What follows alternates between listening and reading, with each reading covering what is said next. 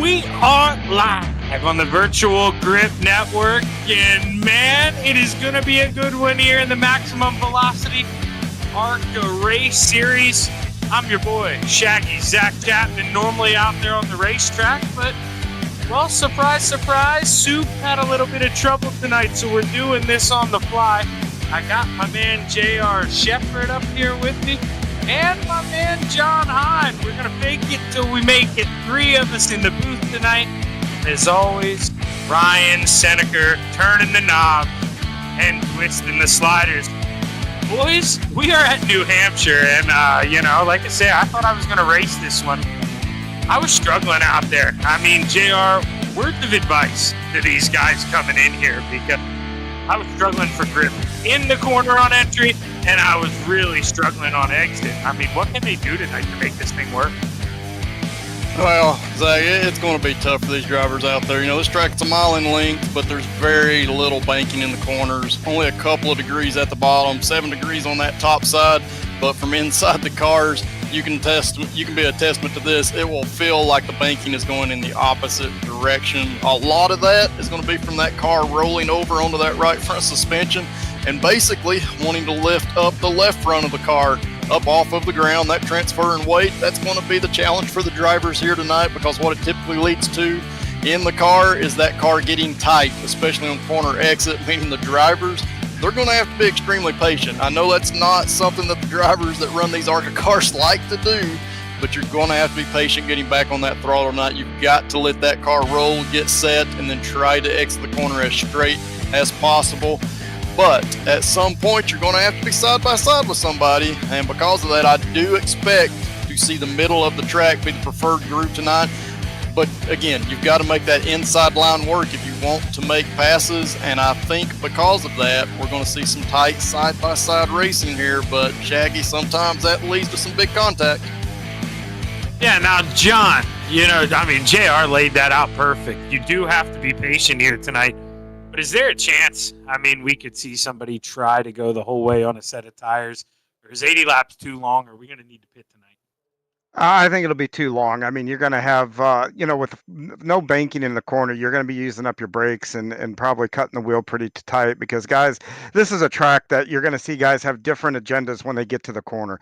Some guys are going to want to charge into the corner. Some guys are going to want to back their corner up.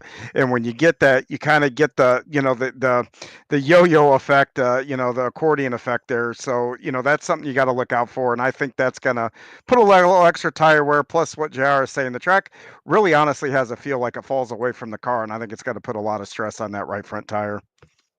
Now, obviously, JR, qualifying, you can't say it always matters, but I would say at a track like New Hampshire, difficult to pass. You're going to be slipping and sliding. You think this is one of the more important tracks we've come to so far this season, qualifying-wise? You really need to go out there and hit your mark? Yeah, absolutely, because, you can make passes here. It's tough. You can do it, but you're going to have to work really hard to make those passes, meaning if you start out front, you can run the lane that you want to run. You can take care of your tires while defending and holding off those other drivers, and then at some point, those other drivers are going to use up those front tires, and you're going to be able to drive away from them. So the track position is going to be huge here tonight. I know, obviously, at some point, they've got to make a fuel stop, so we could see some little games being played as far as who does what in order to get that track position, but I think ultimately you've got to have it at some point in this race. Now, obviously you said there fuel stop. With how important we said tires are, is short pitting really an option here? Or you're really trying to kind of cut this thing in half, try to maximize the tire on both stints? We're only going 80 laps. I think you can definitely run 40 or 50 laps on these tires. You got to take care of them. It's not something that you can just go out there and abuse them and think they're going to last. So you do have to take care of them. But if you got clean air and you're running the appropriate line, I do believe that you could pit earlier than some of these guys in order to get that advantage. But your fuel looks like you can only do around 50 laps here. So, shortest stint you could do if you're going to do a one-stopper is 30 laps. So these drivers have to keep that in their head also. Speaking of here, it's about ready. It looks like the checkered flag's getting ready to wave here on qualifying. So we'll be seeing that starting grid pop up in just a second, guys. Let's three this. I guess I'll go first. JR, you take second. John, you take third. We'll just keep going from there with Rose. We should be able to handle the math, I think. As you see people starting to show up here, man, no surprise. Two guys that have really had speed all season. Row number 1, starting on the pole, James Lehman. To the outside, Heath Smith. Yeah, row 2 inside, we got Justin Michael, Scott Patton. He'll qualify fourth, but I believe he's got an end-of-line penalty for this one. And in the third row, it's going to be the 69 of Aiden Young. Next to him will be the number 97. That's Zach Sanders. Row 4 to the inside, Christopher Howell. To the outside, Daniel Miglin. Inside of row 5, it's Wenjin Wang in that 76 car. Outside in the 20 car will be Adam Jones. Rolling off 11th is going to be the 77 of Jack Watts. Out to his outside is going to be the number 95. That's Charles Widener. Row 7 to the inside, Matt Sisler. To the outside, Peyton Bass. Rolling off in 15th place, we got Vince Mitchell. On the outside in 16th, Justin Bell. Be fun seeing him come through the field from there. Brad Slagle going to roll off 17 in the number 52 machine, and to his outside, Jose Santa Cruz in the 311. Chucky Walden rolls off on the inside of row 10. To the outside, the 04 of Greg Parmalee. Inside row 11, we got Mason Knapp. On the outside, Andrew Fabian. 23rd will be the 22 of Ty Smith. To his outside, the number 66 of Chris Sargent. Cal Majowski lines up to the inside of row 13. To the outside, William Kirk. Rolling off in 27th place, 41 car, Brandon Groover. On the outside in that 83 car, David Rigsby. 29th will be Gary Offit. 30th will be Chris Braley. Row 16 to the inside, Greg Mall. To the outside, Michael Milfelt Jr. Oh, look at that. Look at row 17, John. It looks like that's familiar. Yeah, that ain't faces. going to be us. And then Michael Van will roll out the end of the field here. Like we said, we're going to kind of roll with this here tonight. And guys, rolling off on their pace lap. And JR, you know what? You probably got the most asphalt experience here of the three of us here in the booth. What is going through your mind here on a pace lap around a track like this? Yeah, basically, if you're on that inside line, you're trying to figure out how you're going to get up into that outer groove. Excuse me. I do believe the second and third lanes is where you're going to primarily want to run here tonight. You're going to have to make passes on that inside, but you can't stay down there longer. You're going to start to really overheat that right front tire. So right now, those drivers on that inside line, they're trying to figure out what they can do, and probably what's going to happen, a little bit of aggression coming off of turn 2. Some drivers are going to try to move up whether they're clear or not. Looks like the pace car should dive down here, I believe. My producer tried to smart off to me. Didn't work, Ryan, because look, the green flag's high. It's ready to fly. We're underway in the ARCA series. Now, how important here is it to get the lead for James Lehman, boys? Either one of you chime in. Do you want to set the pace? Because I know you don't want to battle side by side. Yeah, I definitely think you want to get that lead as soon as possible. Lehman's actually able to clear everyone off of turn 2, but now he can set that pace like I talked about earlier. He can run wherever he wants to on the track and defend while also saving his tires. Side by side, basically the whole way through this field, but everybody doing a good job of, you know, John, leaving that space, because it's one thing to race side by side, do it nasty, but you can race side by side, leave plenty of room, and with almost 75 to go here, that's what you got to do. Yeah, and this track really lays it out nice for you. You've actually got lanes just like you would right there out on the highway there. You can see it painted in the corners. You just got to stay in your lane as you get in the corner. But where these guys are going to face a challenge is getting off the corner. If you get greedy and want to get a little advantage, that back end will step out in a heartbeat. Is he stall there? JR, that 97 of Saunders, he got a little loose, but not afraid. Going to dive it right back in there. Is there a limit to the amount of tries you can do that, JR, before you got to back it down and kind of let it cool off? Yeah, there is, but I think with these ARCA cars, you're going to be more worried about that right front getting abused. Now, what we're seeing, like we talked about, he got loose coming off the corner, but a lot of that is because he's putting more and more wheel into that car on corner exit, and there comes a point where the tires on the front, they slip, and then finally they grab, and that causes the rear end to come around. But ultimately, what you've done is hurt that right front tire, which is going to give you less turn when you get into the next corner. So you see the 97 on board with Daniel Miglin up in front. He's continuing to slide around. It's not something you want to be doing this early in the race. You don't want to abuse those tires. And right behind Miglin, Aiden Young, and I believe that's Christopher Howell, in the 88.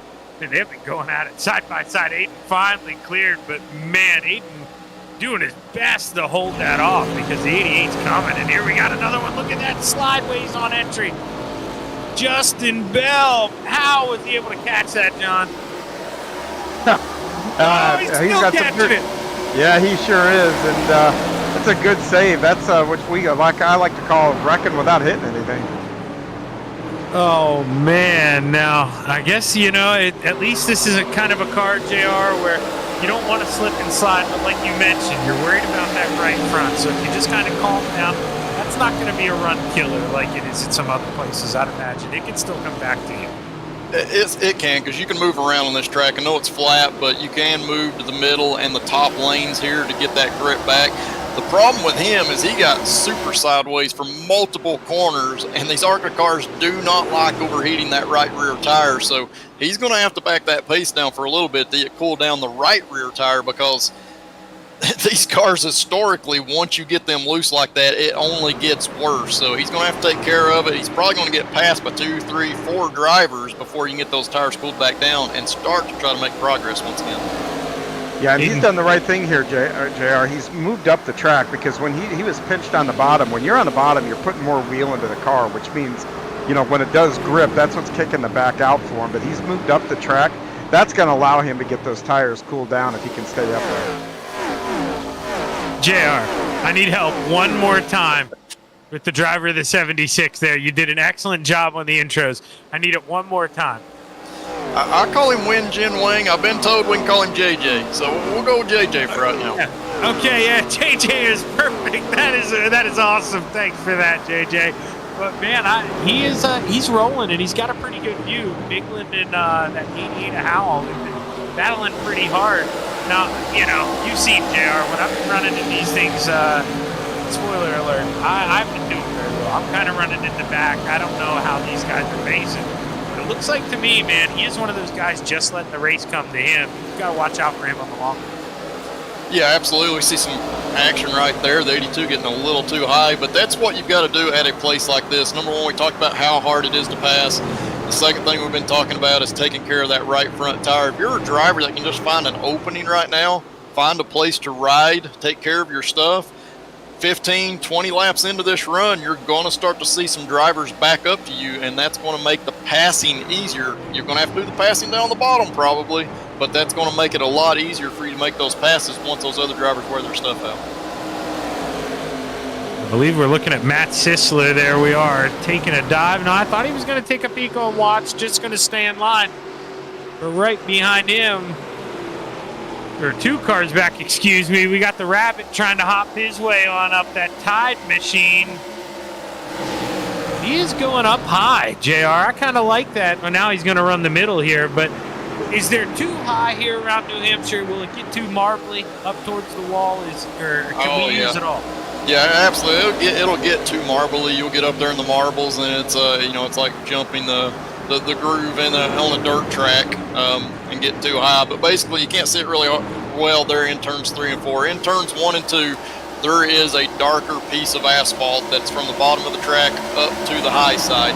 You want to stay in bounds of that dark asphalt. You can see it right here on board with Andrew Fabian. He's right at the limit. He's starting to turn back down. There's 3 lanes there that you can run. It's going to be the same in 3 and 4. It's just harder to see. Yeah, let's go on board with Aiden Young here, Ryan, because he's watching a side-by-side battle for third. Oh, man, caution flag waves. It was just getting good, JR. It was just getting good, and I believe Greg Mall involved in the 7. We'll have to see if we can take a look. from what I'm seeing Two here. guys just going for the same spot on the backstretch there. It looked like I don't know who that was there, and I think it was a 00 that just took an entry out and started coming back down the track right when the number 7 was coming up the track, and they met about where they were supposed to when they do that.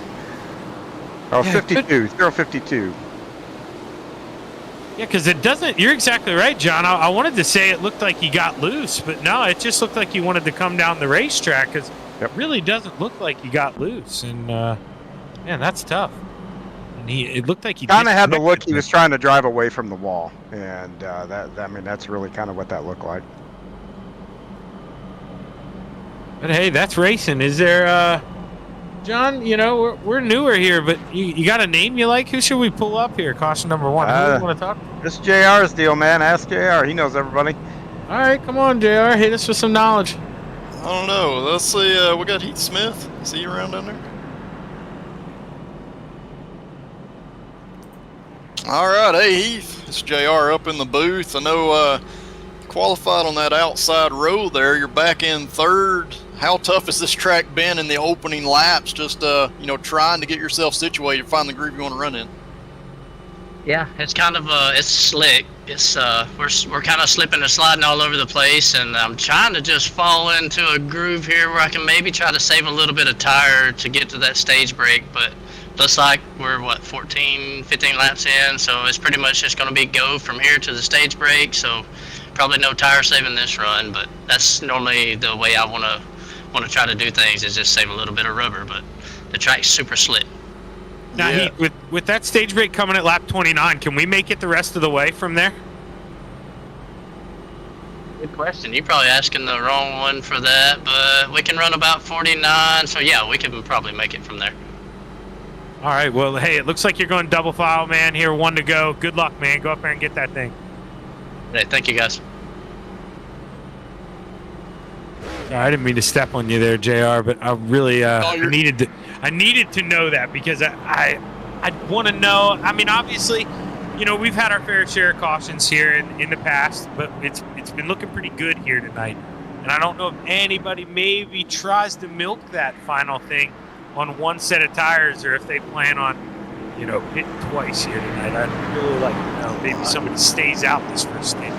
I think it's going to be interesting. We'll see. I know these guys up front, they're definitely going to want tires, but the strategy will come into play here because I do think we're going to see some different games being played. The green flag's high. It's back and ready to fly. James Lehman drops the hammer. We're back underway here. Lap 16. So plenty of time, but the boys are battling for second. Justin Michael using up all the racetrack. He dives in low for the lead. What a move there, boys. Yeah, and it actually played out for him right there because James took the outside, so that put Justin on that inside lane he did not want to be in. But that move, it did not get him the lead, but it got him back in that outside groove and into second place, and that's where he ultimately wanted to be. So it worked out for him a little bit there. Could have been a little bit hairy, but the 97 car, Zach, he just could not get there. Oh, man, he is back down there, John. Is that something I honestly... Oh, a little contact in for the lead. Oh, hold on. We're 3 wide. We're 3 wide. I don't know how those drivers did that. That's just ultimately good car control. 4 wide on entry into turn 3. We're 3 wide continuing through this section. But what that ultimately did was cost James Lehman the lead here. So that's going to put, I believe, Heath Smith. Yeah, Heath Smith has now got the lead. The driver we just talked to on this last caution, he was able to capitalize on that. And that's going to kind of put him in a great position for this stage win. What's the opposite of a commentator cursor? Usually we would talk to somebody, they get into trouble, we call it a curse, so we help somebody, guys. That's what I was going to say. JR may have to be the man who picks the name out of the hat from now on, because that was, this is the exact opposite of what normally happens. But look at that, top of the screen there. They were beating and banging 3 wide. Couldn't tell who was in the middle there. They backed out, I think that was 311 of Jose Santa Cruz it was. Man, they are using up everything here, JR. Is that because in 10 laps we're going to have a caution here? Yeah, I mean, I think all these drivers expect to make at least one stop, and I believe they're going to look at that stage break on lap 29. But ultimately, we know how important these stage points are. These drivers want to be inside that top 10 because every point will help you at the end of the season. They don't go away. Even though we go to a chase format, they do not go away, and it looks like we've got a caution back out on the Speedway. And Greg Mall involved in another one in the 7. Greg Parmalee involved as well. I think it starts with, looks like the 04 just not clear, JR. I mean, there's nothing really Greg Mall can do about that one. I mean, you know, I always say in dirt racing, if you're about halfway, you're pretty much here and there. And I mean, he's at the point where you can't really back out of that. No, and yeah, unfortunately, there for Maul, it wasn't going to be a huge deal until that right there. And yeah, his car's pretty well destroyed after that. So what was going to be a little accident and a loss of track positions turned into an end of race, I believe. And yeah, just looking at that initial replay, it just looked like the driver on the inside didn't understand or have the awareness to know that that car was all the way alongside him. Probably thought that he was ultimately clear when, in fact, you know, Greg was there. So that's something I've seen happen a lot here at New Hampshire. I'm not sure why, but it is something that happens. Maybe it's because we fan out when we get to the corners and everyone just comes together on corner exit.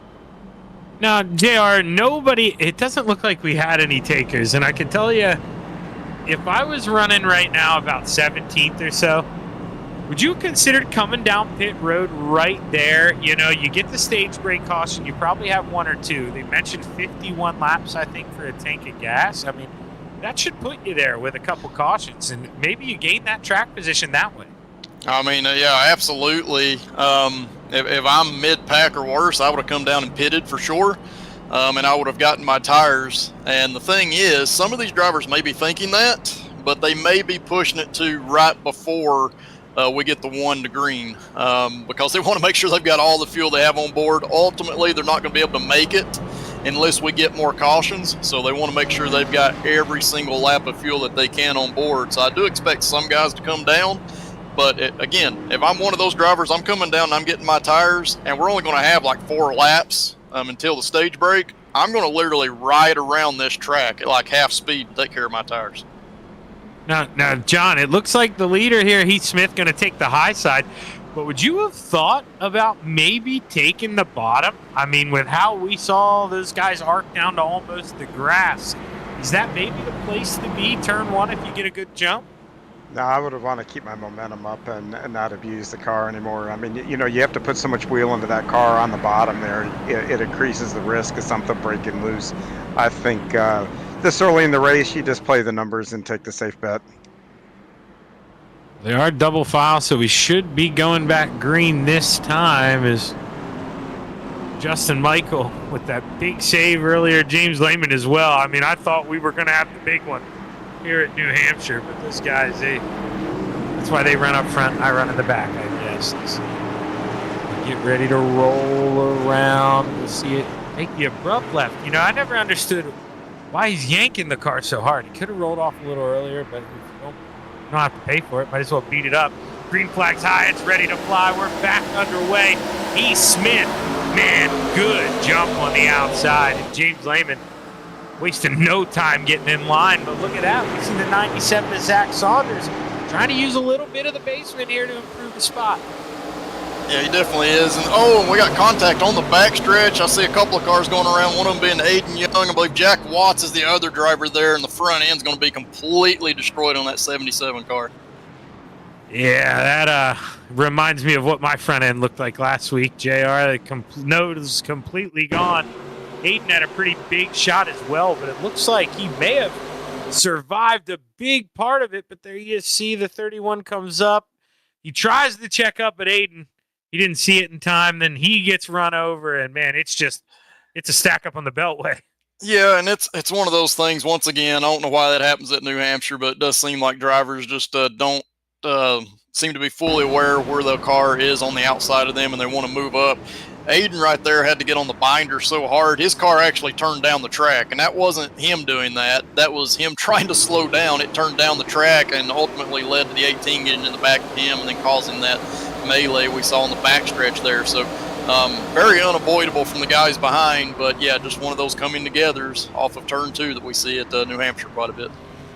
Yeah, it looked like we even had a second spin kind of break out there. That's a tough break, but it looks like everybody coming down pit road. Maybe they called the stage break right now. That's the only thing I can think of. Yep, they just put it in the race chat that this will be the stage break, so these drivers are all going to pit. See, JR, that's why you're the brains of the operation. I didn't even think to look there, and we need you. I mean, without you, we're not. John and I are just nothing. We're a plain ham sandwich. Well, look at this battle off pit road. That's a good one. Hey, JR, I was going to ask you real quick, you talk about how they funnel out of the corners. I'm thinking that possibly part of the reason is when you get them through those corners, you've got those lanes. As soon as you get to corner exit, those lanes disappear. And guys are left to their own devices as they come out of the corner. And, the car wants to go out towards the wall. And you know what? If there's folks there, I'm wondering if that's not the reason. What do you think? It is a good point because, as a driver, you're using a lot of things on the racetrack visually, and those lines in the corner do help you kind of gauge where you are. The one thing about this track is the banking. Even though we don't have a lot, only about 7 degrees on that top side, it does fall off drastically coming off the corner, and that does cause the cars to push out. But like you said, as that car starts to push, the drivers are not always fully aware of just how much more room they can go up the track because they don't have the lines on the track that they had earlier. So it can definitely be a factor. It plays with your eyes. I talked about that visual aspect that the drivers look at around this racetrack, so definitely can cause a lot of that. Well, we're a little over a quarter of the way through here as we'll get set to roll lap 28. No planned cautions from here on out, so we're looking, that should be, 63? If we would get a long green flag run, we'd need a green flag pit stop here. And boy, that would be something to talk about here, John, in New Hampshire. This is not an easy place to pit. But pace car, pulls off the racing surface. Heath Smith gets ready to drop the hammer. Another good restart. He's pulling Zach Saunders along. How important is it here for the 50 of James Lehman to get a good 1 and 2? Yeah, it's very important, but I don't think he's going to get it. Looks like Zach is there in that 97 car. James getting a little bit loose on corner exit. I think ultimately Zach is going to pull ahead. Yeah, and James made it look easy, John. Oh, we got a car getting slideways here. The 88 Tokyo Drift the whole way through 3. Catches it, no caution, waves. He's on the road course, John. Hey, why not? That's what you call using every inch of a racetrack. Nice save, though. Honestly, not to loop that around and go back up into the groove there and take some other cars out.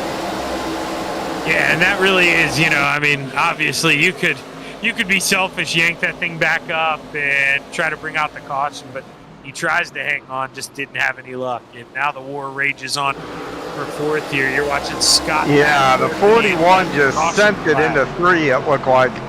Holy cow.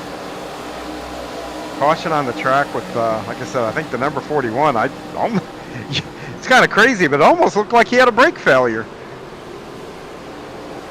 Yeah, and John, we talked about the coming together on the straightaways. This is something else I see at New Hampshire quite a bit, and I don't know why, but yeah, that almost looks like a brake failure, but I have seen in a lot of cases where drivers are so focused on the cars that they're racing down the straightaways that they lose their brake marker and just outbrake themselves getting into the corners. That was a little extreme. So I hope a lot of extreme going on. But yeah. John, he hit the nail right on the head because I can tell you why. Steven would give me crap for that driving lane all the time, You focus on the road and you don't have that eyesight on the outside. So if you get too focused on that guy in front of you, I bet you that's exactly what it is. Well, and then also you got to take into consideration where did the guy in front of him lift? We talked about at the top of the show. Some guys will, charge the corner where some guys will back the corner up. Well, if you get somebody that's backing their corner up right in front of a guy that likes to charge, it's going to look a lot like that, where the guy looks like he's just driving right through the guy. But that goes from maybe not knowing who you're racing or that different agenda going into the corner. And as hard as he hit that wall, I kind of think he kind of lost track of where he was. Got a little got a little ahead of his skis there, and definitely started braking a little too late.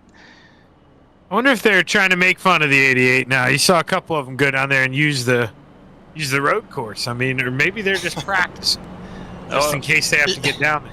Yeah, and I'm sure he's probably taking a little bit of a beating from those drivers from what happened. But one thing that we haven't talked about, and something that these ARCA cars do not like on the shorter flat track after a restart when the tires are cool, is driving into that corner hard or using a lot of brake going into the corner. And I do believe that with Chris Howe, that is some of what we saw. We had fresh tires, they're very cold, they do not have a lot of grip. These cars will slip and slide on this flat racetrack on corner entry, and I think he drove in there kind of like he had previously before the caution came out, and the car just wasn't having it, did not stick. So that's something these drivers are going to have to think about. But also, these drivers, one of the big adjustments you have is brake bias. So these drivers can move their brake bias forward or backwards. A lot of drivers want to run rear braking to try to get that car to turn, but does not always work on the cold tires. Yeah, and that's, I'm one of them. I like to dial the rear braking as I go throughout the run, but is that something here, real quick, JR, maybe you dial up a little front brake to warm them up? Yeah, I definitely think you're going to want to move those brakes forward on a restart for at least 2 or 3 laps. Let the tire temps come up before you start moving them back. As the green flag waves, we're back underway. Heath Smith with a good jump. Check out the 87 here. Justin Michael taking advantage of the outside this time. And Zach Saunders with a good drive into one. Going to attempt the slide job. He's got enough to clear there. The 87 doing the proper thing there and checking the throttle. We've got a lot of racing to go. Yeah, and that last caution kind of shook the field up a little bit. We've kind of got some new names moving around as far as where they're running up front. So Zach able to get himself up into second. Justin Michaels rejoined the party, and he's actually in third ahead of James now. Got a little peek for the lead here. Zach Saunders trying to take a snip. He's got some clean air down there. We're not going too fast, but how important is that clean air on the nose here, John? A little bit when you get into the corners. You're not going to get the big aero push like you would on some of the other mile-and-a-half tracks, but what it will do is take enough air off there where you put a little more, you got to lean on those right side tires a little bit more to turn the car, so it might increase your tire wear a little bit. Now, are we going fast enough, JR, that you can maybe suck up on the left rear of a guy coming out of the corner, make him wiggle a little bit, or are we kind of going a little too slow for that today? Yeah, I mean, you can definitely use that side draft deal. I don't recommend it because it never seems to work out well. It usually leads to contact. But, yeah, you can use that side draft deal. And if you get to that left rear corner of somebody, it's definitely going to change the way their car handles it a little bit.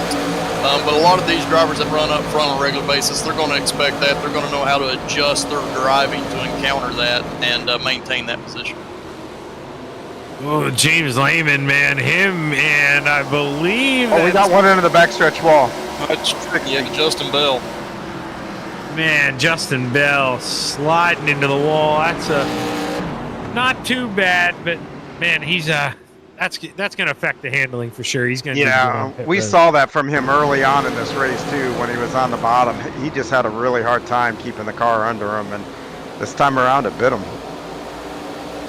And that looked like a pretty hard shot, JR, but when you take a look at that thing, it's not that bad. I'm kind of surprised. Yeah, I'm a little surprised. I see it did knock the front end in quite a bit. His splitter is up in the middle section of that car, so he is going to have some handling issues. But the big question is whether or not he has any engine damage, so we'll have to see if he's able to continue after he makes a pit stop for some minor repairs here.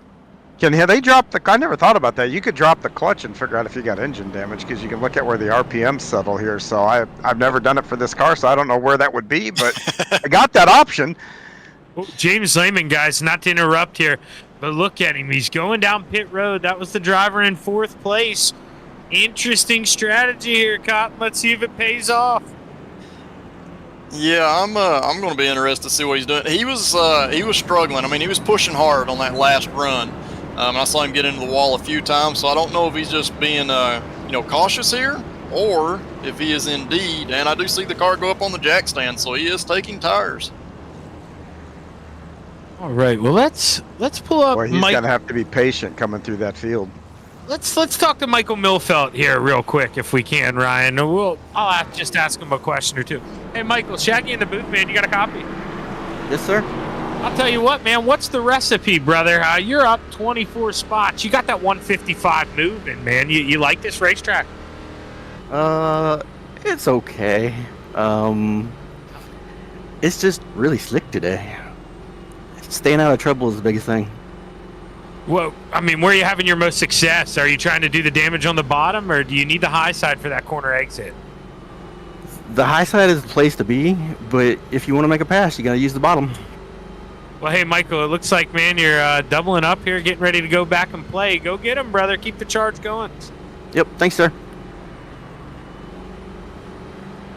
I hogged one. Sorry, guys. I had to get one in quick. Oh, you're Well, good. it's like soup. It's like soup's here. It's okay. Yeah. That's what I was thinking when I said Love you, that, buddy. honestly. He watches this. Oh, man. We love you, Soup. I hope everything's okay. Soup, that's Yeah. the big thing. I love Soup. Couldn't do this stuff without him. While they're on the backstretch, I'm looking at that road course. You think maybe we could talk to James and see if he can install a hooligan lap, and you have to take the road course one time through the corner. Oh, man, wouldn't that be awesome? Got to drive through 3 and 4 there on the inside, really hit the brakes through those S's. Oh, that would be interesting. Pace car getting ready to pull off. We're going to get ready to go back and play here. Heath Smith leading us to the restart for, I believe, the 3rd time. He's been doing excellent. Another good one, but Zach Saunders times this one pretty well. And that's pretty much the best restart. Oh, there's contact right away for 3rd. He's trying to straighten him out, JR, but I don't know if it's going to work.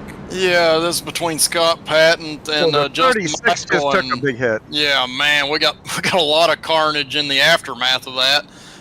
36 definitely went up over the wall there, but looks like he's going to be able to continue. But I think going into turn 3, we just had some drivers just going after the same real estate, and that's something that will happen on restarts at a place like this. Everybody wants to be higher up the track on corner entry, and I believe that Scott was trying to run that second groove going into the corner, and Justin Michael was also wanting to try to be at least partially into that groove, and that's what led to the initial contact there. And, I mean, he's there, but you hate to lay the blame, I mean, but it just Boy, that does look 36 like is 46. really hurt. That might be a race ender. He's crabbing down pit road. This was, they say the big one can't happen here. They lie. Yeah, There are a lot of cars involved. you could see at the end of that, I know we're going back and watching the replay here, but if you pay attention, you'll see James Lehman there in the 50 car actually coming to a stop. So he did a great job to avoid whatever carnage was going on back there, and this is going to gain him a lot of spots after he's made that pit stop. So this actually works out pretty well for him. Okay, news alert. Now, John, we're not going to do it this time because we're about to go 1 to go. But we're 2 for 2 so far. My guy made it through the wreck.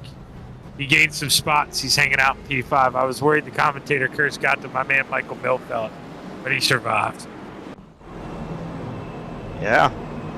Might need to go buy a lottery ticket when this is over. Yeah, we're 2 for 2. Unbelievable. I mean, JR's horse winning the race right now. Mine survived the big one. See, we should quote why we're ahead. Yeah, maybe. Couldn't tell who just got the lucky dog. 7? It's not Greg Ball. Looks like a Kyle Larson inspired scheme. So used to racing with these guys, you know. I haven't gotten the chance to inspect their paint jobs, so I can't give you guys the respect you deserve. Brian's having to cheat, whisper in my ear, tell me who you are. I'm trying to look at numbers on the list. But is there a point, John, where you got to kind of just calm down? You're maybe just say, hey, I'm not going to make any passes here for a bit. I just want to get through it because really, I mean, a lot of cars damaged. We're missing a lot of guys at this point. Yeah, usually I get in the mindset if we have 2 quick cautions, it's just like, hey, I just want, at least from my seat, you know, I'm always, hey, let's just get back to racing here. Let's not do anything crazy on the restart. Get fanned out a little bit and let's go back to work. So we'll see if these guys settle in and do that. Under the caution there, we did hit the halfway point. We're going to be hitting the restart here, lap 44. So not a lot of time. I'd imagine with these cautions might be able to go the rest of the way on fuel, but it's going to be close as we're back underway. Another good start here for Saunders. The 46 of Pat Baden making a move to the inside. Slides up the racetrack. Oh, man, we almost had a repeat. Yeah, JJ in the 76 car, he's going to be able to get to the outside of Scott, though, and almost clear him going into 3. This is always a vulnerable position to be because you never know if that inside car is going to slide up or not, but JJ's able to hang on there. Saunders to the lead on the bottom. Can he get it at the line? The answer is no. John, where do you want to be right now, top or bottom? 1 or the 97? You know me, I always like running high up on the track as I can get, so give me the top side. Now, interesting too, JR, I wanted you to comment on this. When I asked Michael Milfeld, he said he liked the top, but you needed to pass on the bottom. Is that just... Oh, we got one around 66-20. We got a multi-car. Oh, quite a few cars in there. Oh, and the 88 involved. That's a tough break. It looked like, yeah, John, we had a couple different wrecks there as they're piled up behind and on the inside.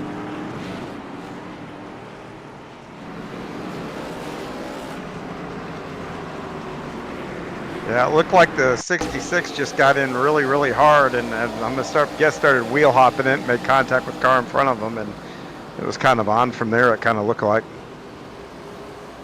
Yeah, it's exactly right. And JR, you think that's almost, it wasn't as bad, you know, as the other one where the guy got in the wall by himself, but it looked like almost similar. You just kind of, you zone out, you start getting a couple laps in, and you just miss your point.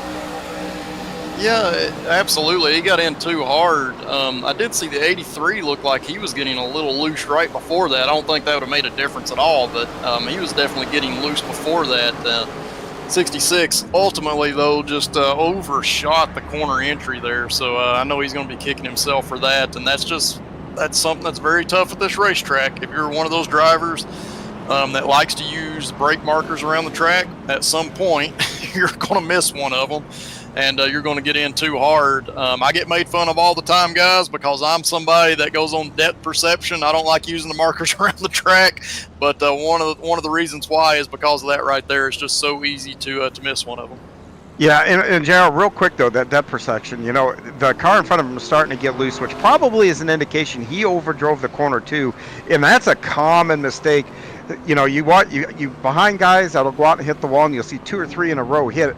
If you're following that guy in front of you and he overdrives it, guess what? Sometimes it's really easy to make the same mistake as the car in front of you. Yeah, absolutely. It's easy to follow that guy that's in front of you, and that's why it's hard to explain to those watching at home how mentally exhausting this type of racing can be, because you've got to be on your toes each and every lap, and if you get complacent to where you're just running behind that car in front of you and you're doing exactly what that car is doing, at some point that car in front of you is going to make a mistake, and you're likely to follow through and do the same thing. Interesting there, and nobody came down pit road, guys, so I'm assuming they think we've had 3, maybe 4 cautions since the stage break. They might try to go the rest of the way, because remember, 2 cautions ago, Lehman came down pit road, and still none of these front guys, I mean, with 30 to go here, JR, 32 to go when we get the green, you're pretty much committed now, right? Yeah, my opinion, probably 25 to go was the latest that I would try to pit, and we're right around that, 25, 30 laps to go, so I would have thought this is your last chance to pit. One of the drivers that's looking good, though, right now is James Lehman, because he pitted, got tires, and he is up to 14th already. Yeah, and he should definitely have enough Sunoco fuel to get him home the rest of the way, but Heath Smith drops the hammer, back underway. Seeing Scott Patton on the outside here this time. Let's see if he can do any damage up top. He's been trying to work the bottom. He's got that fender to the outside. He has to crack the throttle, though. What kind of run can he get off of 2? Yeah, he just barely got his nose in there. I know Zach wanted to move up, but he was very respectful there and gave the room to Scott. Scott's going to be able to pull that pass off through 3 and 4. That's if the 97 decides to play nice here. He doesn't go up and lean on him. Not going to suck any side traffic. Does he maybe use the grass here in 1 and 2? The answer's no. Going to keep it it up on the racetrack, slides up, and I think the problem here comes, John. There might not be a spot for him to get in line here as Saunders gets loose. Yeah, and to update you guys, Lehman now has cracked the top 10, I believe. James Lehman is in the 10th position here, working that outside. 14th. Now he's taking a peek here on the inside, and I got to imagine the boys know he's got the fresh rubber. They're not going to fight too hard here. Yeah, and that's the thing. They all know that he had speed at the beginning of the race, so he's got fresher tires. No need to fight him if you're one of the guys that are just now trying to crack the top 10. You want to make sure you've got something to get to the end. Let that guy go. He's going to continue to move forward no matter what. And James does not have to be aggressive here. He just continues to move forward. Every time he gets a run, he's taking it, but he's not doing anything overly aggressive. Look at the line he's running. He's not even running right down next to the double dotted white line on the inside. So he's just being very smooth with it. He checked another one out. Knocked off Peyton Bass in the 82, and now Lehman trying to go back to the back here, getting two guys one lap. Can't do much better than that here at New Hampshire. That thing, he lit the fuse. Hopefully he's got enough left here. And I know, obviously, we're worried about that right front tire. Do you think maybe trying to make up this track position, JR, is that going to equal the tires out? Is he pushing maybe a little too hard? And they will equal out at some point. You're probably looking at around 15 to 20 laps into the run. He's going to be on equal lap times as those drivers ahead. So he's trying to make some ground early in this run. Ultimately, I think he's going to need some cautions for this strategy to work out for him. I do think he can get inside the top 5, but I don't think he's going to have a shot at the win unless we start to get some cautions here. Matt Sisler on the inside there, 3 wide. Justin Michael in the middle. That Cal Majowski on the top shelf. He's a car up there. Sisler, Bass, and Michael. Excuse me. I thought they were going around. How did they hold on to man, that's another great save, boys. Yeah, that one was very sketchy. So Justin Michael doing a nice job of not overcorrecting in that situation. Obviously with the car on the outside and the inside, once you start bobbling around like that, very easy to take everybody out, and he did a very nice job of not overcorrecting. That's hard to do. Yeah, and Slagle, man, he's like a shark. There was blood in the water. He's just going to pounce, go get one here. Battle for the lead. It looks like the battle for the lead here, John. As John said, it's heating up. Look, Scott Patton taking a look on the inside. Heath Smith rushes the wall coming out of 4. Yeah, and this is the time to do it, because if you look behind these two drivers, Zach Saunders, he is a little ways back, a couple of car lengths, 3 or 4 car lengths back. So this is when Scott wants to make his move, because if he can make something happen, he'll get the lead. If not, he's got room to get back in line and not lose second place. Now, is there a spot you want to be in on the last lap here, JR? Do you want to protect that bottom, or do you want to be up high here as we start to wind down? Where's the spot you want to be if you're out front, you're Heath Smith? Yeah, I definitely want to be the driver that's out front for sure. But ultimately, what I'm probably going to want to protect is the inside lane going into turn 3. I don't think too many drivers will make a big move going into turn 1 just because it gets really tight on corner exit there. But you can see Scott Patton, he dives it in hard into turn 3 right there. And he's going to be close to clearing Heath Smith here. He gets loose and he's in the wall. Yeah, and Scott, he left him room. That's just a case of maybe trying to jump the hammer a little too early. Didn't crack the throttle, brushes that wall, but does a good job of holding on. And we look now, look who just cracked the top 5, boys. James Lehman. Man, cue the music. We're running down to coming this time by 22 laps to go. So he's got time. Yeah, he's definitely got time with 22 laps to go here. So he's on the fresher rubber. It is going to, big crash off of turn 4. The 88 got loose coming off of 4. He tried to catch it. And man, that car, that front end tells the story there, boys. That was a hard hit. Watch the replay here coming off of he turn had 4. help. Yeah, he got help from the inside car just moving up the racetrack. cars get really tight on the bottom down there, and something you got to be aware of. The problem is it's not always easy to tell where that outside car is in relationship to you until about the time the contact's made. So one of those deals where the cars come together, he got help, got loose, and then overcorrected into that outside wall there. And I said he got loose. I didn't realize how much help he had to get loose there. That definitely wasn't all on him. But now you got to think here, boys. Well, John, I mean, Whole layman up here. Yeah, that's what I'm thinking. Hey, right? Yeah, we have. You got him, John. He's here. Hey, James, this is John up in the booth. You got a copy? Yes, sir. All right, man. You're picking them up, mowing them down. Guess what? 20 laps to go. How about it? Oh, you guys are all pitting. Let me let you go here. Concentrate on pit road. Oh, you're all good. All right. So what's the plan here? Well, I'm going to come get some 4 fresh ones, and then I'm just going to send it, man. Send it on the bottom there and just hope it sticks. So do you think there the tire fall off was enough that you didn't want to stay out? You need rubber track position, not that important, James? I definitely think the rubber here, especially if we do go 20 laps green, the rubber is going to play a big difference. I think there was just one too many heat cycles on those tires for sure. JR, one away from the trifecta. You got it. All right, I'm going to let him get back out on the track there. All right, James, see how we line up here. I know you said you're going to send it as we go green. Any thoughts? Which lanes are you going to try to run? I know ultimately the outside lane's the one that works, but you're probably going to have to go to the bottom to make something happen, right? Oh, yeah, I'm definitely going to send it down there and do some slide jobs. I'm going to make it look pretty, though. Not do what Justin did and almost take me out. I like this. Slide jobs. You're speaking my language now, James.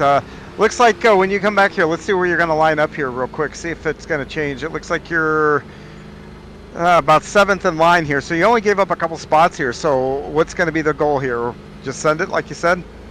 Oh, yeah. Just going to probably not do it the first corner, or maybe not the first lap, but definitely within the coming laps, you'll see some slide jobs for sure. Hey, I do have a Get quick... after it. Yeah, I do have a quick question, James, because John's question reminded me of it. Are these cars really loose that first run, the first couple of laps on these tires? That first lap or two, it's typically a little loose, but once you get some heat into them, it sticks pretty good, and then you can really start sliding them. Well, go get him here, James. We're wishing you luck. I think it's going to be like shooting fish in a bucket out there with those new tires. Oh, for sure. Thank you, guys. Guys, real quick here, you know what? You got some guys that have old tires on the front. That's usually where things get real interesting because the closing rate between cars is going to be different than what it's been all day long. And that's something that James, I wanted to keep him in here when you said that because he's got to be ready. And Heath Smith, he's led the way basically the whole way, but I don't know if he's in the prime spot right now. He's got old sneakers. I think he needs the help of maybe another caution or two because if this thing stays green here, John, new tires are going to be king. Yeah, and the inside line did not get going either. The inside guy, older tires, is backing up through the pack really quick here. But Heath Smith got off to a pretty good start here, but he's got 20 laps, less than 20 laps to go now. So that's a big ask out of those tires. Now you mentioned, JR, earlier that they do kind of equal out, but is the deficit that big that... Oh, the 9's out. Oh, he's able to catch 87. it. Now the 87. I mean, we got guys slipping inside, and they're all guys who stayed out on old tires here, JR. Yeah, just drivers really trying to get after it. And I just saw at the bottom of our screen, caution's back out on the Speedway, but there was a little mishap coming off of turn 2. Cars got a little bit loose and then into that outside wall. These drivers are pushing hard. They know that there are several drivers that have fresh rubber on their cars, and they are trying to hold those drivers off, and in return, it's leading to some mistakes, in my opinion, going into the corner. Drivers just pushing a little bit too hard right now.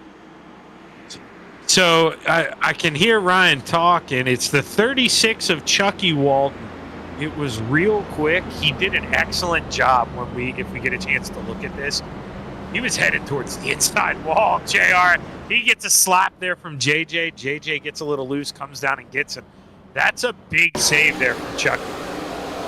There we go. Yeah, it did a very nice job right there for sure. So didn't overcorrect crazy. The car did come back to the right, but he was able to get it locked down ultimately, which is a great job because that gives the drivers that may have been coming behind you the opportunity to know where your car is ultimately going to go. So that leads to less cars being involved in the wreck. So, that should be a lesson for anybody watching at home what to do in that situation. Yeah, now he just gave our friend JJ a little bump under caution. I was watching, just a friendly reminder of, hey man, I was there. Just leave me a little room. But he gets to look. I think he'll realize JJ had his hands full. But I mentioned earlier here, this has to be advantage Heath Smith, right, John? I mean, he needs some caution laps if this thing stays green for a long time. I mean, they're going to feel it. Yeah, Zach, I know you can see it. How far back? Is James the first one on new tires? Yes, he is not. Zach Saunders is, actually. He pit on lap 60. So Zach, Scott Patton, and James Lehman, pretty much the front two, are the only guys. And Charlie Widener actually hit on lap 46, as you can see there on the screen. So Heath Smith, he's been out there since lap 25. And man, the big thing for him then is he just needs to get a solid start, make sure he doesn't overdrive turn one. Still we're kind of probably be 10 to go, 11 to go maybe here, 12 maybe. That's going to be a real tall ask with those guys right on his bumper. Yeah, man, this is row one. I mean, normally the place to be, JR, but that big tire deficit, they've got to be feeling it, right? Palm sweaty right now on row one. Watch the 95 when this thing takes off, because he's going to have to keep up with that one. He's got older tires, and that's a good opportunity to get for him to spin those tires. And row two, they're going to have to be ready for that. I mean, they've got a hungry James Lehman behind him on the inside of row three. He's clearly had some pace. We'll have to see what they have left as we get ready for a 13-lap shootout. As Heath Smith enters the restart zone, drops the hammer. We're back underway. Good restart for Widener. But if he can't get to that outside, he's going to be in the middle 3 wide, beating the sandwich. Yeah, I think he's going to get just high enough, but nope, Scott Patton is there, so 3 wide off of turn 2. Almost getting together off of turn 2. Widener makes it work, and in return, he's going to have a run on Heath Smith. Yeah, he does. Heath really overdrives the entry of 3, feeling those old tires. He loses the lead, falls back to 4th, but Widener holds on for how long, though? Scott Patton right behind, and Zach Saunders peeking down low. Yeah, Widener's biggest thing right now is to keep those drivers behind him racing each other, but Zach is getting to the inside as they come off of turn 2. Drivers getting loose. They're pushing really hard with 12 to go. Lehman. Oh, big move on the inside. James Lehman, 4 wide through 3 and 4. They're making it work. Who's going to have it at the line? It looks like Widener's going to hang on to that one just barely, but these drivers, they're not giving up anything right now. They are throwing it all out there. Saunders is going to be in a great position coming off of 2 here.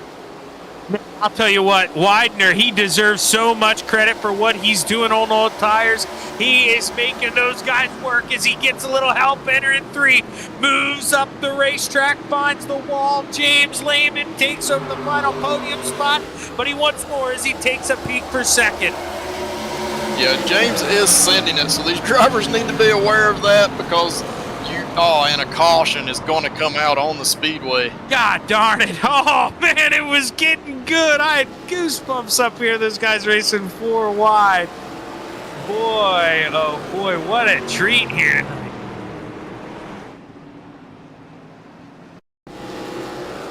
See who we got here. I'm seeing JJ and Peyton Bass. Yeah, JJ floats up the racetrack a little bit. Bass, he doesn't have to float up to that wall. He was just running that kind of middle-high line, and just looks like they met in the middle coming off of 4th. Yeah, we talked about it. It happens a lot here, but it's just one of those things when you're that car on the inside, it's very difficult to judge as the track is starting to flatten back out. The car pushes up on corner exit. Hard to judge where that outside car is sometimes, and usually by the time you know where that car is, it's too late. You're going to get into him, and that's what I kind of think happened there with JJ. Just was not able to get it turned back down in time. Yeah, that 82 overshot turn 3 a ways, so it's reasonable to think he would have been well behind him by the time they got out to the exit. But the 82 kind of gassed her back up and got a pretty good run after almost taking down the wall there in turn 3. I do have to know, because if I'm being honest, if I'm James Lehman, that was an oh you know what moment. I didn't mean to do that, but he's about on JR's level. JR, was that a big send for the lead, making it 4 wide, or did maybe he forget where he was and just kind of have to go down there, because that was a big move, man. I think he planned on making that in the turn 3, but I don't think he planned on it being 4 wide once they got to the center of the corner there. So definitely that did not play into his hand. If they had been just 3 wide or 2 wide coming off that corner, that would have been a huge move by James, because he would have been able to make up positions. But because he was down on the bottom of that racetrack with 3 other cars on his outside, he wisely got out of the throttle and kept that car turned down to the bottom. Otherwise, there'd been a lot of contact right there. So I know these guys, they have struggled a little bit through the season staying green flag racing, but that right there, what we just saw, 4 wide racing through the corner, that shows that it can be done when you get a good group of drivers, racing each other. So everyone needs to pay attention to that. You can produce some great racing in this car. JR, real quick question for you. We're going to get a restart here. Lights are out. These guys all got pretty much newer tires, so do you want to be on the top or do you want to be on the bottom here? Because you got enough rubber on those tires to keep your momentum up on the bottom, but where would you rather be? Yeah, I'd rather be on the top side, but if I'm one of these drivers that's on the bottom, Scott Patton or James Lehman, I do not care that I'm on the bottom. I am going to try to run as low as I can on corner entry, let the car slide up a little bit, but ultimately got to get that thing rotated and back down so I can have a shot on corner exit to stay on the inside of that driver or make the pass. Yeah, and honestly, I think this was the breath of fresh air Widener needed too. He's on older tires. Outside row 2 though, so gets the restart right behind the leader if he gets a good jump. I mean, he's right back in the mix, maybe not for the win, but for the podium with the way he's driving that thing as Saunders gets ready to lead us back to the green flag. Late restart there, and then maybe get a Mitch Patton as he's still got to go to the inside. Does he make the move? No, he lifts and falls in line. Yeah, he wanted Zach thinking about that one for sure when they got down into turn 1, but ultimately Zach ran a nice line. We see Widener on those older tires. He got in the wall a little bit on corner exit. Now he's disappeared completely, so maybe having some worse issues than we thought. Yeah, I bet you that was an incident limit there as we see. That's a tough break, and now Scott Patton, not sure what happened to him, but he pulls off. He goes down pit road, so Scott Patton was running 3rd. Oh, man, he couldn't be out of field. He just pit. I'm wondering if he got the penalty limit, the 16X, and he's having to do a drive-through penalty. We've seen that before toward the end of these races, and he is going to drive right through pit road. Oh, that's a tough break, and now it's starting to spread out a little bit. Well, just as I say that, go back to 5th place right now. Look at that 69. We saw him smash the inside wall. Where did he come from? Aiden Young in the top 5. Yeah, you talk to Aiden a lot, and I think one of the big things he always focuses on is running the bottom of the racetrack. And at a place like this, if you do it correctly, that is where you want to be, because you're avoiding where everybody else is. Everybody else is running the middle, high line of the racetrack, racing each other hard. If you can stay on the bottom, you can keep your car clean, but you have to drive it correctly or you're going to kill the right front. He's usually the one that can do that, and usually it pays off in the longer run. Got a battle for the lead. Yeah, heating up there for the lead. Lehman got close. I thought he was going to take a little bite out of that left rear in the center of 1 and 2. But decides to just wait a little bit. But guys, we're coming this time through 3 and 4. We're going to see those 2 sticks in the air. We got 2 laps to go. JR, does he need to make the move now, or do you wait until that white flag flies? I think you make the move whenever you can at a place like this, because ultimately if you can get that clean air, you're going to be able to manipulate where the other driver is going to have to go to pass you. And I want to be the driver that is in the lead so I can protect that inside line on the last lap. Aiden Young finds that final podium spot. He completes the pass for 3rd as we go through 3 and 4. White flag set to wave. James Lehman with a big run. He has to lift though. He almost gets in the wall. Yeah, he's pushing hard, and he's going to send it down on the inside in turn 1 and 2. Not a place you typically see it. Zach's going to try to cross him back over here, though. Slide job, John. He comes up over Zach with a crossover, though, as we're side by side. Final time through 3 and 4. Saunders drives it in deep. Lehman trying to look for a little crossover. Saunders going to crack the throttle. He gets loose. He's got to catch it. Lehman, can he get there side by side at the line? Give it to Zach Saunders. What a win. Oh, guys, I thought when he stepped on it through 3 and 4, I thought that was it, but he found it. He had enough to bring it home. What a battle to the line. That was extremely good driving by both of those drivers, but Zach Saunders did that perfectly. It would have been super easy to overdrive the corner entry into turn 3, and he did not do that. It was still difficult for him, but he did not overdrive it and throw it away. What a drive here tonight in the MVRL ARCA series here on the Virtual Grip Network. We're going to step away. I know I need to catch my breath after that finish, so I know these drivers do. Probably need to take a drink of water, rehydrate. We're going to step away for a couple minutes, and we'll be right back with your top 3 interviews and a rundown of your field here on the Virtual Grip Network. Stick around.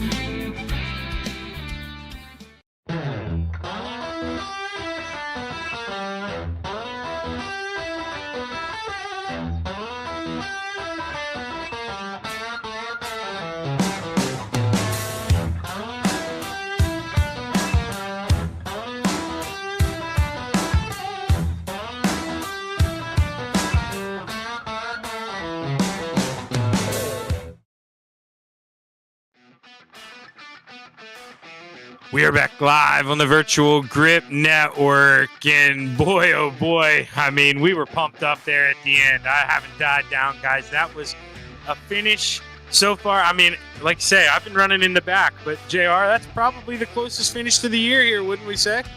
Oh, yeah, for sure. 6/1000ths of a second. That was a crazy finish, especially at a place like this. This place is known to put on some good racing toward the end, but we don't see a whole lot of side-by-side finishes like that, and it was very respectful from those two up front. Let's go ahead. Let's take a look at that final rundown, because shame on me, I didn't do the rest of the field justice. I was so amped up about that finish between Saunders and Lehman coming home 1-2. Aiden Young gave it a quick mention, stole the final podium spot with 2 to go. Great recovery for the kid after slamming the inside wall. Michael Milfeld Jr., I believe the hard charger this race, up 28 spots, brings home P4. Matt Sisler 5th, Justin Michael 6th, Jose Santa Cruz 7th, William Kirk 8th, Justin Bell, we saw him involved in a couple spins as well. So to bring that thing home in the top 10, that's another great recovery for Justin. And rounding out the top 10, Vince Mitchell. Yeah, coming home in 11th place tonight, Daniel Miglin. Brad Slagle, he'll come home in 12th. Gary Offutt, he'll come home in 13th. David Rigsby, 14th tonight. Ty Smith, he'll come home in 15th. Scott Patton, we saw him run up front quite a bit tonight, having some misfortune at the end. He'll come home in 16th place. Mason Knapp, he'll be in 17th. Heath Smith, another driver that had some strong runs in this race, but he is the first car one lap down in 18th place tonight. Cal Majowski, he'll come home in 19th, and Jack Watts, he'll come home in 20th. Charles, oh, you got it, John? Yep. Yeah, 21st will be Charlie Widener. He'll be followed by Adam Jones. JJ Wang will come in 23rd. 24th will be Peyton Bass. Chucky Walden, 25th. Chris Sargent, 26th. Christopher Howell, 27th. Andrew Fabian, 28th. 29th will be Greg Parmalee, and Brandon Groover will finish 30th.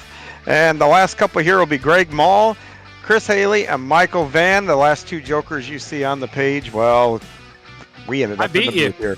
I know. You know, when I saw that, you know how I feel about finishing behind teammates. I should have went out there and at least turned a lap. But, oh, that's pretty funny. Yeah. But yeah, man, that was a good one. I'm glad I got to sit up here in the booth with you guys, but it's not over yet, because we get to bring up, not many people know this, but the third member of Gambler Motorsports, a teammate of ours, Aiden Young.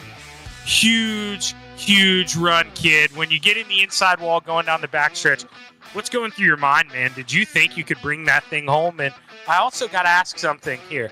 Did we have a quick repair tonight? We did not, and I thought my race was over. Okay, all right. I was wondering if we had a quick repair, because I saw some cars get repaired, some body parts being replaced, but definitely can still see that thing's nicked up. I mean, did you lose any pace? How did you find it? I mean, we saw you running the bottom, but did you have to maybe slow it down a little more on corner entry after the damage, or could you drive it the same? I can drive it the same. I just had to light the fuse and get up on the wheel. You know, coming there 3 to go, I believe you're still sitting in 5th place. I mean, you're watching those guys battle side by side. What was it going to take for you to get around? Did you just need that hole to open up? I mean, we saw him rubbing pretty good in front of you. Yeah, just get a hole that's big enough for my car to fit and just send it. Well, hey, man, you did a good job bringing that 069 home on the podium tonight. Heck of a recovery after a tough middle stint of the race. You look good tonight, kid. Who you want to thank? I just got to thank you guys for broadcasting, obviously, my whole Gambling Motorsports team, and everyone that comes out to watch. Well, hey, man, good luck next week. Hopefully I'm out there on the track with you. Take it easy on me. I'll try to. That's Aiden Young bringing home P3. And now, John, you've got the man, or JR, excuse me, you've got the man who, oh, man, so close he could almost taste it. Yeah, James Lehman coming home in 2nd place here tonight. James, first off, let's go to that end of the race move. That was a big move that you made. But I got to say, that was pretty respectful racing between you and Zach there at the end. How much fun was that? I know it didn't end the way you wanted it to, though. To be honest, I'm pretty happy with how it ended. Either me or him winning that race. That was a lot of fun. I'm just, again, it's like you said, a lot of respectful racing between us both. It's just, I race people how I want to be raced, and I truly showed it right there. Now, I got to take you back a little bit toward just past halfway in this race. We saw you make a pit stop. You were about one of the only cars on pit road at that time. We kind of questioned why you were doing that, but do you think that ultimately helped you? I know there was that late pit stop that kind of, equaled you out with a few of the drivers, but do you think that earlier pit stop that you made by yourself kind of worked out for you? No, to be honest, that pit stop was not really. I needed it because I had wheel damage. I did a rookie move and smacked the wall coming off of 2 pretty hard. It gave me about 30 seconds of damage, so I had to hit it there to get it fixed. But definitely having to come up through the field, I think it helped me out a little bit. And just watching, and I really wanted it to go green after that because I knew I would have had the better tires for sure.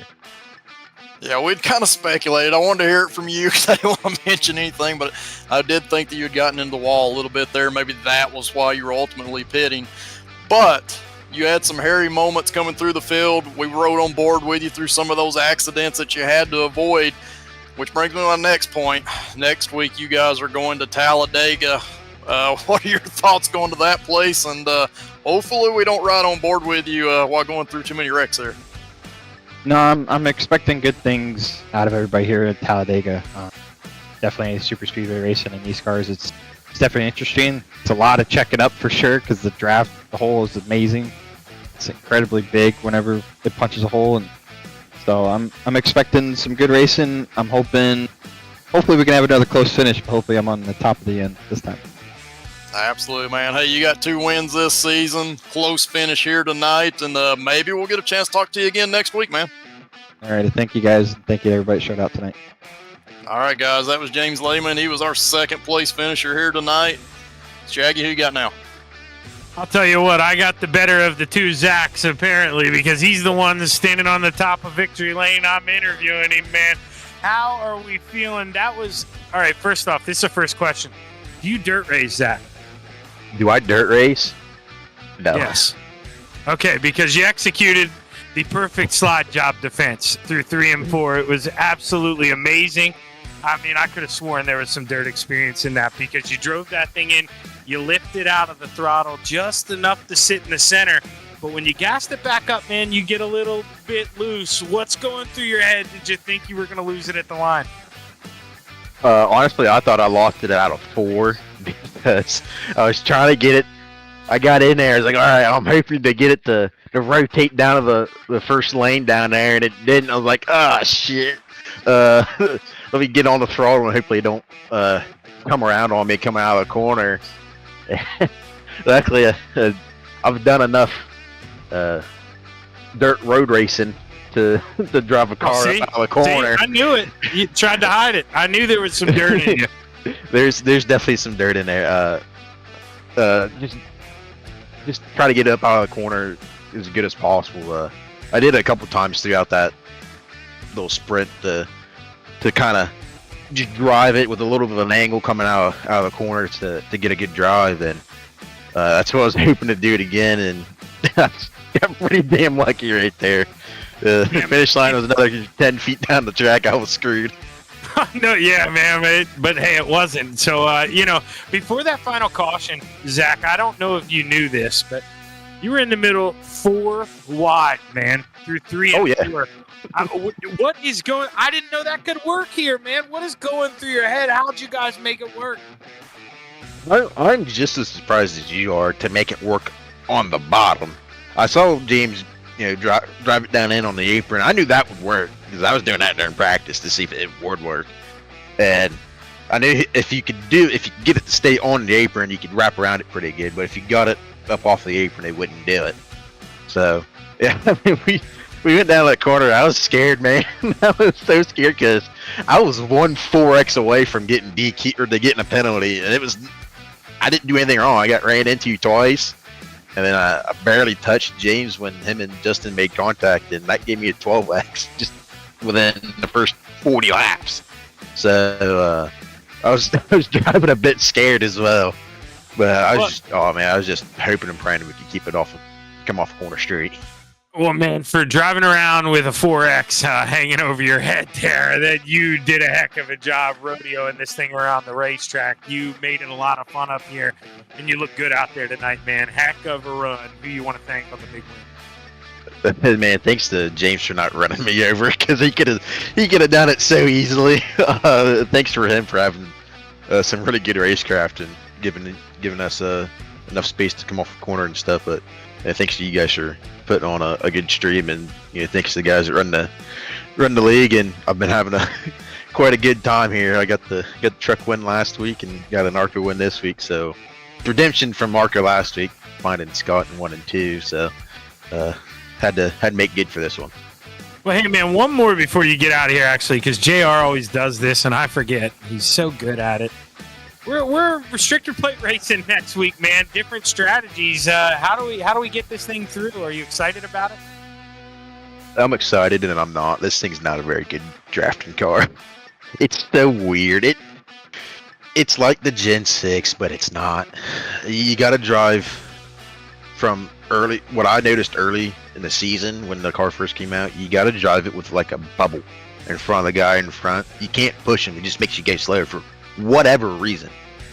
And it's gonna be really interesting. I'm not really the biggest fan when it comes to ARCA cars at drafting tracks or Gen 6, because it's so hard to get that big run going. Like, it takes a whole lap for it to do something, and then you got to make sure people are going with you to make sure it's still going to do something when you go past them. So it's gonna be really interesting. That's gonna be quite the toss-up when we get going.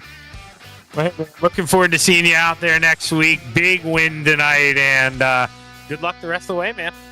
Thank you. That's Zach Saunders bringing home the W. Great race here tonight at the New Hampshire Speedway for the Maximum Velocity Racing League.